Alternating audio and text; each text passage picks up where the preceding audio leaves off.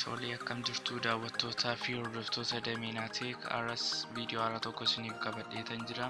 Innis koodii haashtaagii mislaal 0 haashtaag mislaal kan jedhu kana fayyadamnee iskiriinii moobaayilii keenya cabaa fi fayyaa ta'uusaa ittiin kan nuti cheekii goonudha.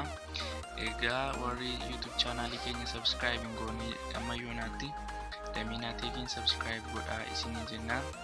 Egaa maal gootu karaa foonii koodii kana gashiitu jechuudhaani haashtaag mislaal gootu noobsaa isiniin jenna 0 haashtaag mislaal gootuun hin gashiituuni sanaan booda kunnoo isa kanatti buutu jechuudhaani taachiisa jedhutti buutu jechaadha.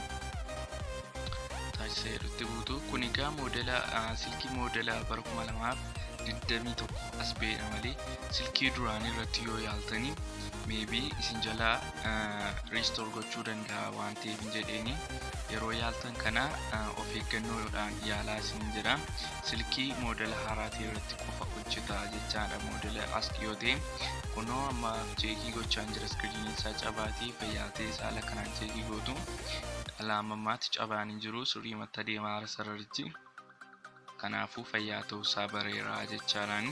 Koodii kanaan isinis cheekii godhachuu dandeessu garuu restore isin jalaa godhuu danda'a waan ta'eef koodiin kun silkii haaraa moodela haaraa ta'e irratti gootu jechaadha.